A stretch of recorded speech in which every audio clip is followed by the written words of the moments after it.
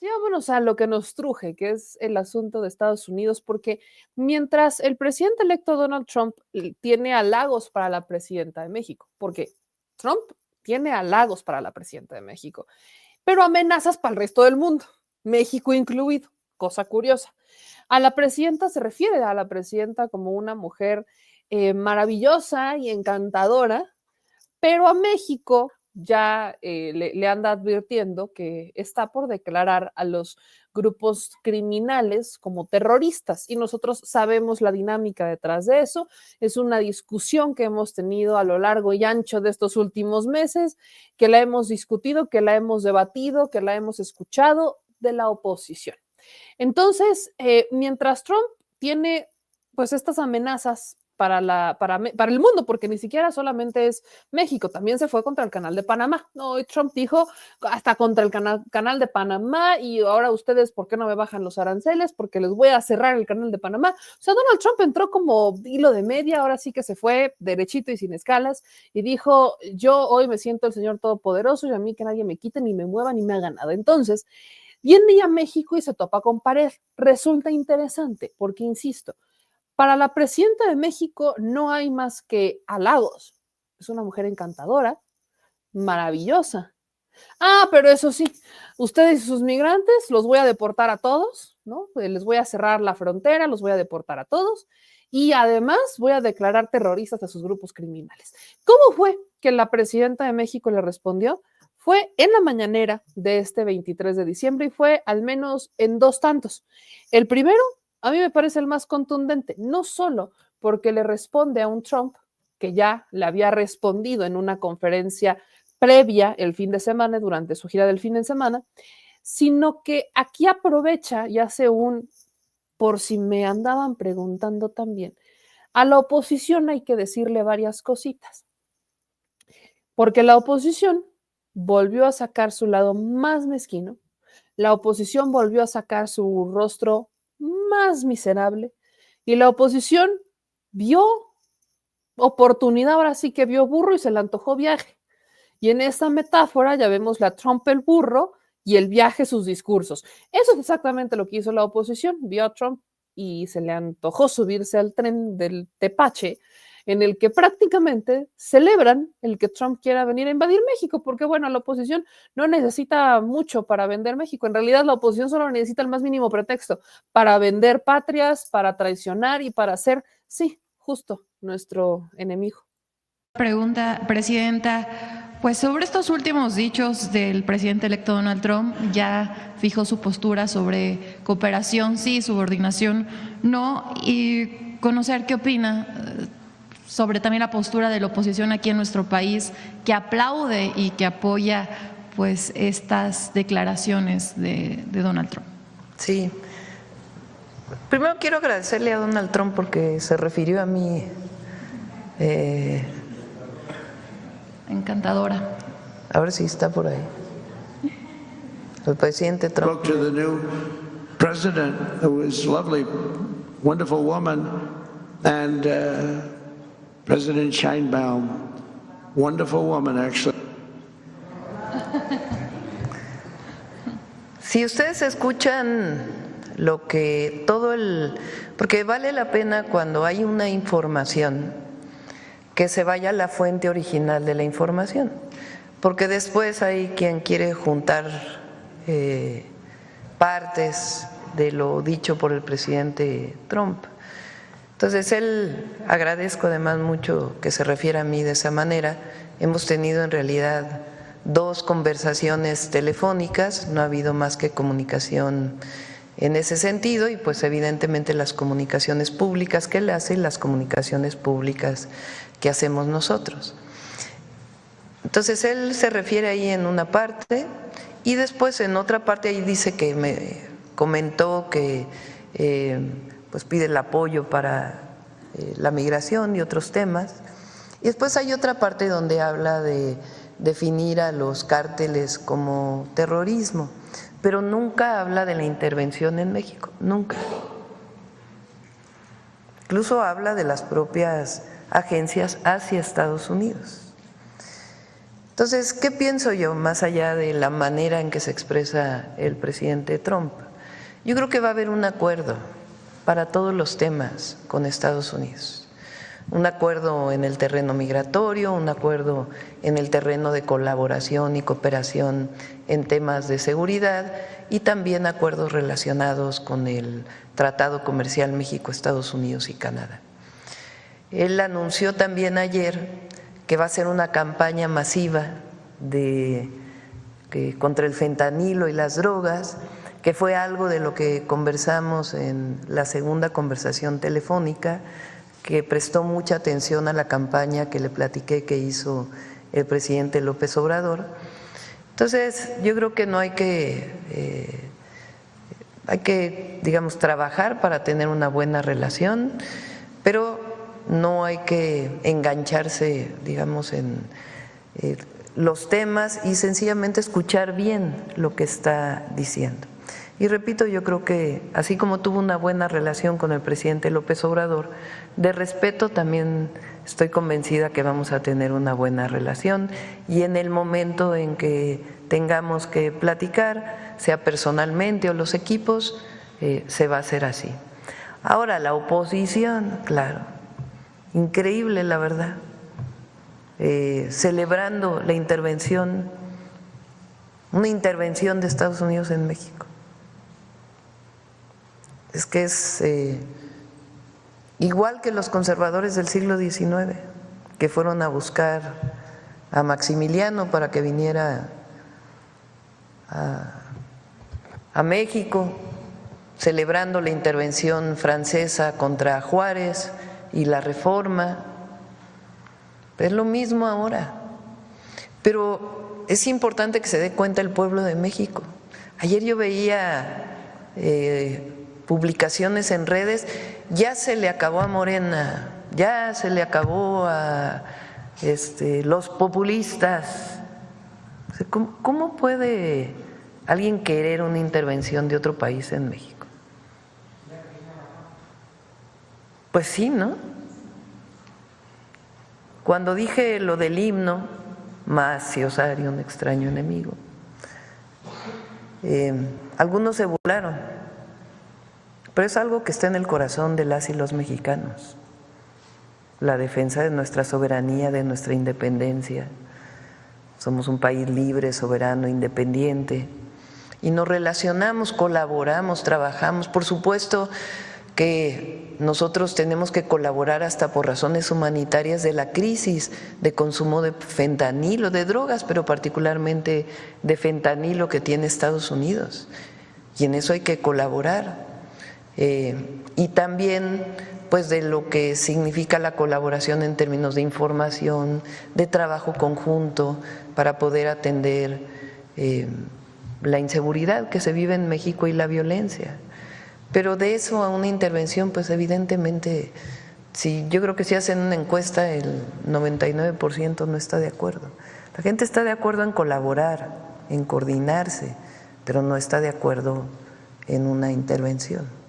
Entonces, vamos a mantener comunicación, relación con el gobierno de Trump, del presidente Trump, y ya pues veremos en su momento cómo se dan las condiciones para poder llegar a diferentes acuerdos, que lo único que pedimos nosotros son acuerdos de alto nivel, que nos permitan hablar de todos los temas y establecer las condiciones de coordinación. Ahora, ayer también se refirió al tema de Panamá, y ahí sí nuestra solidaridad con el presidente de Panamá, que salió muy rápidamente a decir el canal de Panamá es de los panameños, y en efecto el canal de Panamá es de los panameños.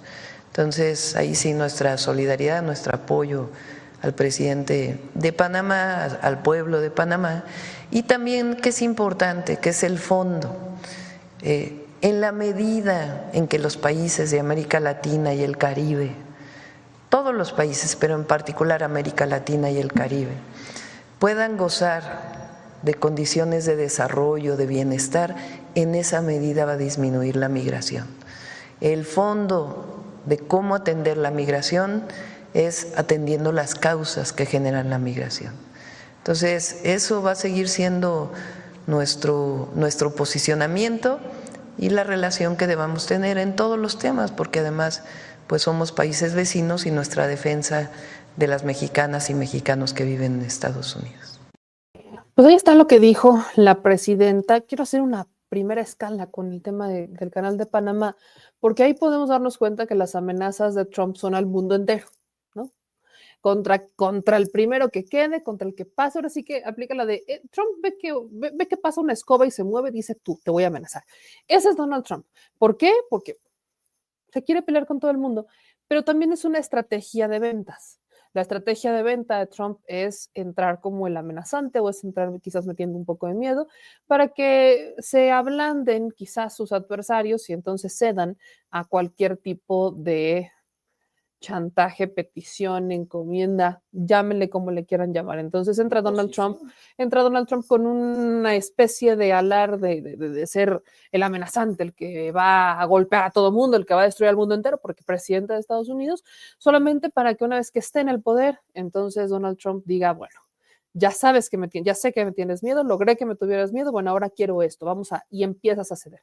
Lo que busca es ceder. En el caso del Canal de Panamá resulta interesante porque justo aquí la producción me lo mandaba. El canal fue construido por Estados Unidos e inaugurado en 1914 y fue controlado por Estados Unidos hasta que un acuerdo de 1977 dispuso el eventual traspaso a Panamá. Este canal fue operado conjuntamente entre Estados Unidos y Panamá hasta que el gobierno panameño se quedó con el control total a partir de 1999. Entonces, ¿cuál es el discurso? ¿Cuál es la queja en este caso de Donald Trump?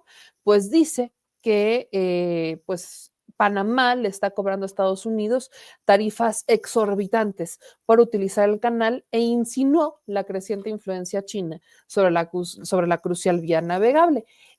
Volvemos a ver al tradicional presidente electo, en este caso de Estados Unidos, Donald Trump, que entra con las amenazas, que viene y dice, ahora ustedes me están cobrando, vean incluso la ironía, se queja de Panamá que le estará cobrando tarifas exorbitantes cuando el canal de Panamá es de Panamá, y Trump nos quiere imponer aranceles a nosotros aquí en México por hacer lo que ya estamos haciendo.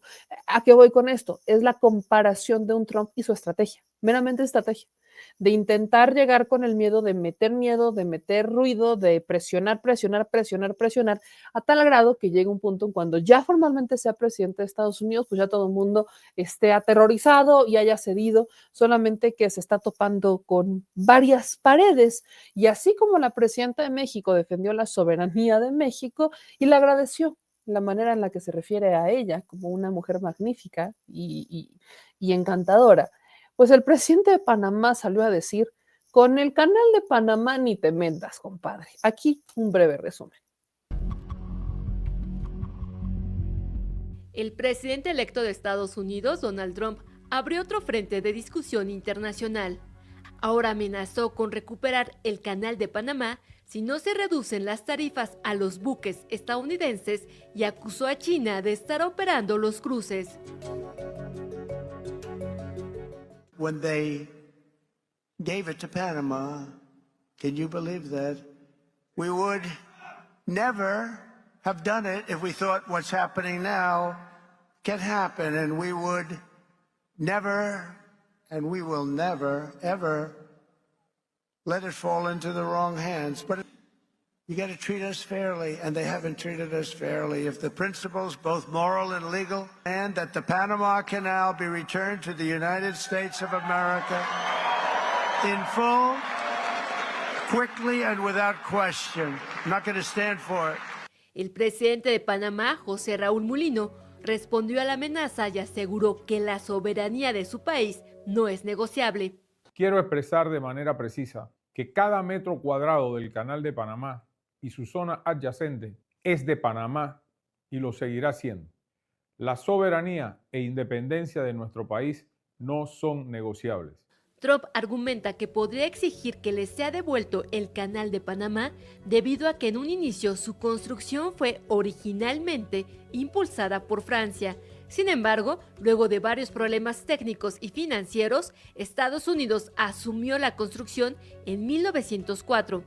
después de negociar con Panamá un acuerdo en el que otorgó a Estados Unidos derechos exclusivos para construir, operar y administrar el canal a cambio de un pago inicial y anual. Por más de 8 décadas, Estados Unidos operó el canal, lo que generó tensiones con Panamá hasta la firma del Tratado Torrijos-Carter en 1977, que garantizó su transferencia total en 1999 al gobierno panameño. Es importante recordar que por esta vía que conecta el Océano Pacífico con el Atlántico, transita el 5% del comercio marítimo mundial y conecta a más de 1.900 puertos en 170 países. Las tarifas no son un capricho. Se establecen de manera pública y en audiencia abierta, considerando las condiciones del mercado, la competencia internacional, los costos operativos y las necesidades de mantenimiento y modernización de la vía interoceánica. El presidente de Panamá también rechazó tajantemente que China opere esta vía. El canal no tiene control directo o indirecto ni de China, ni de la Comunidad Europea, ni de Estados Unidos o de cualquier otra potencia. Como panameño rechazo enérgicamente cualquier manifestación que tergiverse esta realidad.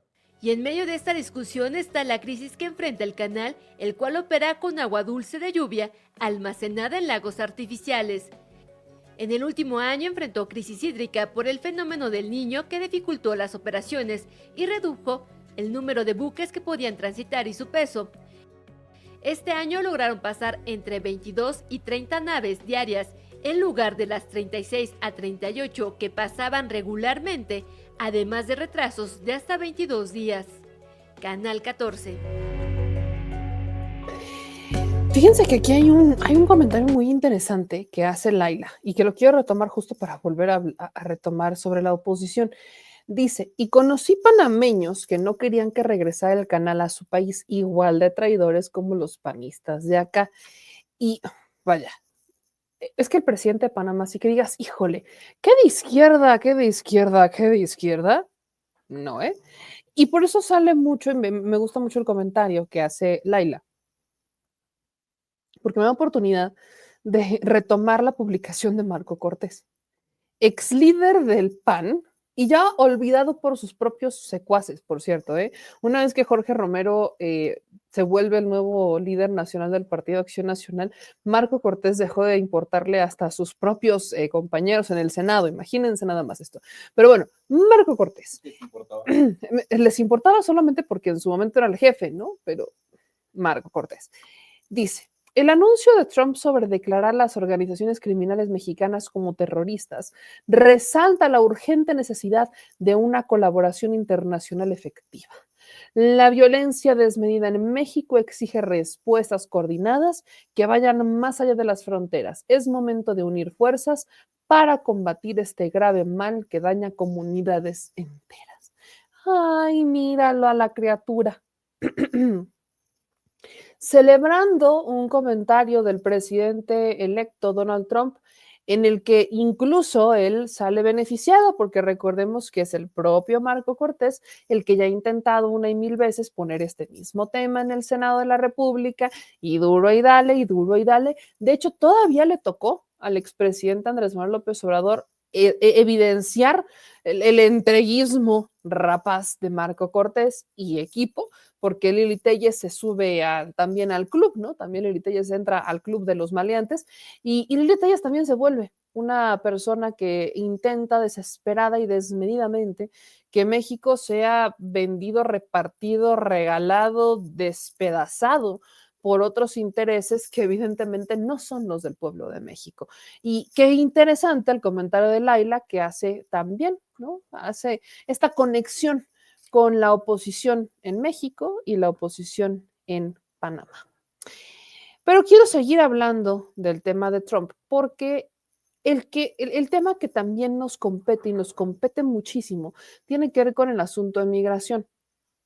Y es que, a ver, Trump, ya sabemos, ha amenazado una y mil veces que va a hacer deportaciones masivas, que en cuanto tome protesta, que en cuanto sea presidente ya formalmente, va a emitir una cantidad de decretos y va a ir sin medida, ¿no? ¿Es que es Tom Homan o Tom Homan es el zar de las deportaciones en Estados Unidos prácticamente, el zar de las deportaciones, el zar de la frontera, pues el zar de las deportaciones, que en lo que insisten es y originalmente la idea es deportar solamente aquellos migrantes que podrían tener antecedentes penales o que podrían ser considerados criminales, ¿no? Pero bajo el termómetro de un Donald Trump, en realidad cualquiera podría ser un criminal si lo ves feo. Cualquiera podría ser un criminal si simplemente no naciste en Estados Unidos. Ese parámetro es bastante ambiguo, completamente ambiguo. ¿Quién lo va a decidir? ¿Tom Homan? Tom Homan él lo va a decidir. Bueno, ya tenemos bastante claro las intenciones de Tom Homan, que es deportar a quien pueda. La pregunta que hay aquí son varias. La primera de ellas es, ¿qué van a hacer en Estados Unidos cuando se den cuenta del impacto económico que generan los migrantes, no solamente los mexicanos, hablemos de los migrantes en general, los hispanos, cuando se den cuenta del impacto económico que tienen los migrantes en territorio estadounidense, no del que mandan como remesas, no, estoy hablando del impacto económico, de lo que ellos generan estando en Estados Unidos, de los empleos que se generan gracias a los migrantes, de las oportunidades de negocio que se generan gracias a los migrantes. Yo quiero ver qué van a hacer cuando se den cuenta de ese impacto. Y dos, no es una operación barata, ¿no? Las deportaciones no son gratuitas. No es como que te agarro y te deporto y esto no tiene un costo. Por supuesto que tiene un costo. El costo de la operación es bastante grande. Entonces, ¿qué van a hacer en Estados Unidos cuando vean ese costo? ¿Están dispuestos a asumirlo? Pero es algo que tendremos que ir viendo cómo lo responden en Estados Unidos. En México, ¿cuál es la pregunta? ¿Tenemos la capacidad para recibir a los migrantes, a nuestros paisanos, para que aquí vivan? Estamos hablando de, ¿tenemos la capacidad para recibirlos realmente? No de visita, no, ¿tenemos la capacidad para ese retorno? ¿Tenemos la capacidad? ¿Existe esa capacidad?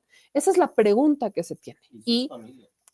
Porque no estamos hablando solamente de acuérdense que en esta escala tenemos considerado que son 10 millones, ya la cifra es de 10 millones y cacho de mexicanos nacidos en México, pero que viven en Estados Unidos. Sus familias son 30 millones, entonces estamos hablando de mexicanos de segunda y tercera generación, son 30 millones, más los 10 que sí son nacidos en México, que viven en Estados Unidos, estamos hablando de más de 40 millones de mexicanos. ¿Tenemos la capacidad para recibir a cuántos de ellos? ¿A cuántos de ellos tenemos la capacidad de recibir con todas sus familias? Salud, educación. Estamos hablando de empleo, estamos hablando de vivienda, estamos hablando de infraestructura, estamos hablando de movilidad. ¿Tenemos esa capacidad?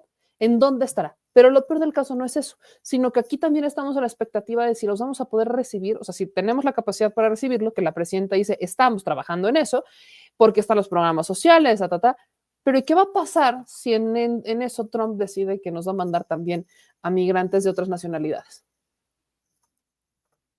Ahí es donde está la pregunta que le hacen a la presidenta, parte de la pregunta que le hacen a la presidenta en la conferencia de este 23 de diciembre. Contempla reunirse lo más pronto posible ante esta situación de la migración, lo del fentanilo y lo de las armas también, que ha sido un coco para ambos países, y que usted se reúna de inmediato con el Donald Trump para tratar este asunto personal, presidenta. ¿Lo tiene contemplado ya? Yo creo que primero tendrían que reunirse los equipos de trabajo. Por eso hay que esperar a que se ratifiquen los nombramientos para que, por ejemplo, el canciller Juan Ramón de la Fuente, primero pues el presidente Biden sigue gobernando. Entonces, cuando sean ratificados el gabinete del presidente Trump, pues ya Juan Ramón de la Fuente, el canciller, podrá hablar en su momento, o sea, con el embajador o con si es ratificado el Departamento de Estado, olvidé ahora su nombre, Rubio, Marco Rubio, pues que se comunique con él, que puedan establecer comunicación, que en los temas de migración pues también a través de quien defina el presidente Trump puedan establecerse vínculos de trabajo. En el tema de seguridad pues sea con su consejero de seguridad, el Security Advisor que le llaman, o quien él defina, con el secretario de Seguridad y Protección Ciudadana, Omar García Harfuch, es decir, que haya colaboración, entendimiento, información, entre los equipos de trabajo y ya después, en todo caso, pensar una reunión conjunta. ¿Pero usted lo contempla? ¿Usted desearía una reunión inmediata? Primero, repito, creo que deben reunirse los equipos, tener comunicación. Siempre se puede uno comunicar por teléfono, por carta, a través de las vías diplomáticas, y vamos pues también a esperar al momento propicio. Bien, Presidenta, en este mismo tema, bueno, quizá sí vaya a haber estas deportaciones masivas. ¿El gobierno mexicano está preparado? ¿Tiene la infraestructura, los recursos humanos y económicos para poder, bueno, pues atender a no solamente a los mexicanos o quizá de países de Centroamérica que lleguen a México, a nuestro país? Y si también no podría causar para los habitantes de algunas zonas los albergues que pudieran ubicar para la atención de estos migrantes. ¿Cómo se atendería todo esto? Sobre todo la infraestructura, si la tienen contemplada también. Nuestra posición es que, primero, que los mexicanos y las mexicanas en Estados Unidos no son criminales, sino que aportan muchísimo a la economía de los dos países. Que hemos puesto aquí datos, vamos a repetirlos nuevamente, vamos a hacer una presentación especial sobre ello, de lo que aportan las y los mexicanos. Lo dije ahora en Ciudad Juárez, 7 de cada 10 trabajadores del campo son mexicanos o de origen mexicano, o sea, de primera o de segunda generación. Quiere decir, o nacieron en México o nacieron en Estados Unidos, pero son de padres mexicanos, son 7 de cada 10. Si esos trabajadores mexicanos no trabajaran en el campo, pues no habría producción agrícola en Estados Unidos. Eso significaría que no habría comida en las mesas de las y los estadounidenses. Se estima, por ejemplo, que sin ese trabajo o el trabajo de los mexicanos en Estados Unidos representaría una disminución, si no existiera, del Producto Interno Bruto en Estados Unidos. La aportación de las y los mexicanos que están allá es de lo que ellos ganan, envían en remesas poco menos del 20%, y el resto lo pagan Seguridad Social en Estados Unidos, y además pues el consumo que hacen en Estados Unidos es muy importante. Entonces, el trabajo de las y los mexicanos, que son de lo mejor del mundo en las distintas áreas, los mejores trabajadores del campo, los mejores trabajadores de la construcción, los mejores trabajadores en fábricas, los mejores trabajadores en espacios académicos, porque también producen patentes mexicanos y mexicanas en los Estados Unidos, en los distintos ámbitos en donde se trabaja, son de lo mejor que hay en el mundo. Entonces eso es muy importante, hay que seguir informándolo para que también los ciudadanos estadounidenses lo conozcan, cuál es la aportación de las y los mexicanos, no solo a la economía de México con sus remesas, sino también a la economía de Estados Unidos. Eso lo primero. Lo segundo, el apoyo que tenemos que darle a nuestros connacionales con los consulados. Por eso la simplificación administrativa, el apoyo legal que deban tener, el que sientan que los consulados están con ellos, que no los vamos a dejar solas o solos en ningún momento. En caso de darse una deportación, lo que nosotros estamos planteando es que, si bien México es solidario, generoso con todas las nacionalidades, nosotros pedimos que nosotros recibimos a las y los mexicanos, pero que debe haber una manera de que haya una repatriación de las otras nacionalidades a sus países de origen, porque pues México, repito, es solidario, pero nosotros pedimos que haya el recurso necesario para que puedan ser repatriados a sus países. Pues ahí está lo que dijo la presidenta, que es algo que se tiene que dialogar, que ella considera que va a haber una transición, una negociación, que va a haber acuerdos porque va a haber plática entre los equipos y obviamente entre la presidenta, pero también hay algo que vuelve a mencionar y eso hace alusión a lo que de hecho ya había planteado el expresidente Andrés Manuel López Obrador en su administración. Si no quieres que estén migrando, hay que resolver el problema, lo que detona el que se vayan. Hay que atender las causas y cómo lo atendemos, pues hay que generar las condiciones de empleo en sus países de origen, hay que generar las condiciones de seguridad en sus países de origen y de pronto uno pensaría que igual Estados Unidos no tiene nada que ver en las condiciones de seguridad en Estados Unidos, por ejemplo, en Centroamérica, ¿no? Supongamos que uno de bote pronto piensa que Estados Unidos no tiene nada que ver con la violencia en Honduras o que Estados Unidos no tiene nada que ver con la situación en Guatemala, pero cuando uno se mete a fondo y empieza a ver las particularidades de cada uno de los lugares que están exportando migrantes, Venezuela, etcétera, encuentras que sí hay mano de Estados Unidos, ¿no? Venezuela hay un bloqueo. Yo no voy a decir que la razón de lo que está ocurriendo en Venezuela todo tenga que ver con el bloqueo, pero sí gran parte es como Cuba, ¿no? De no tener sus bloqueos, otro cantar sería. Tendrían problemas, claro, como todos los países, pero no como estos. Entonces, ¿Estados Unidos tiene algo que ver? Claro. En Honduras, ¿qué tal la violencia en Honduras? ¿Qué pasa con Estados Unidos y la violencia? Estados Unidos y la relación con la violencia es gigantesca en Colombia, por Dios.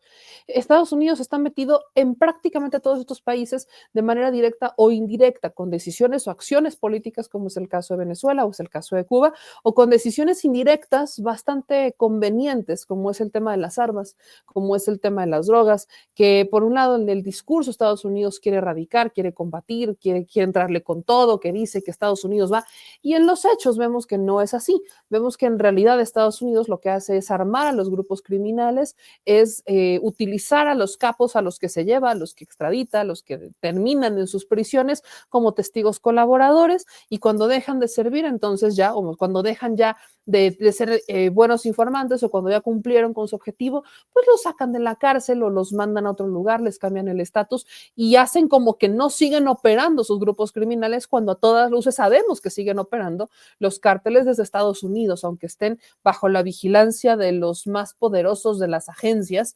estadounidenses, perfectamente sabemos que siguen operando, que siguen trabajando, que siguen contaminando y que siguen violentando, porque lo que la presidenta de México dice en su carta que ya le mandó al presidente electo Trump, que ya la hemos leído y que la hemos dialogado, es: aquí en México no tenemos un problema de consumo.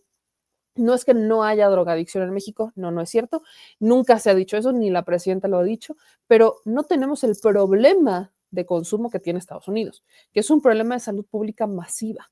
Hay más de 100,000 muertos solamente por fentanilo, más de 100,000 muertos solo por fentanilo. En México no llegamos a esa cifra, pero ni de broma, y espero que jamás lleguemos a esa cifra.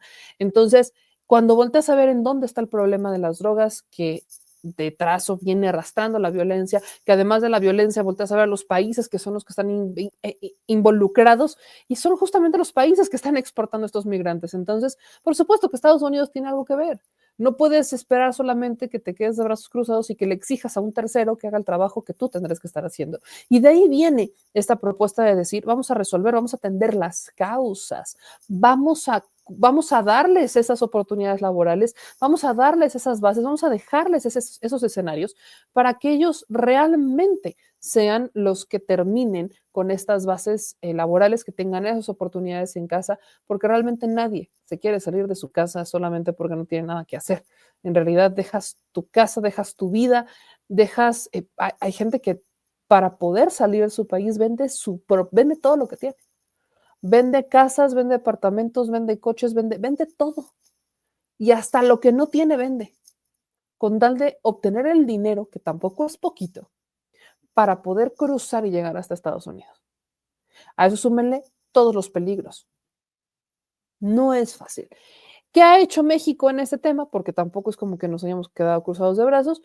Pues México, independientemente de lo que ya dijo la propia presidenta, pues sí, sabemos que está esta demanda por la vía civil en Estados Unidos contra el fabricante de armas estadounidenses Smith & Wesson y en contra de otros 5 distribuidores de armas ubicados en Arizona particularmente, a los que se les acusa directamente de armar a los cárteles mexicanos de la droga. Vamos a ver esto. ¿Y dónde está el mouse? Aquí está. Ahora sí, vamos a ver esto. La violencia que genera en México el crimen organizado solo puede entenderse comprendiendo el papel que juega en esa ecuación el tráfico de armas desde Estados Unidos.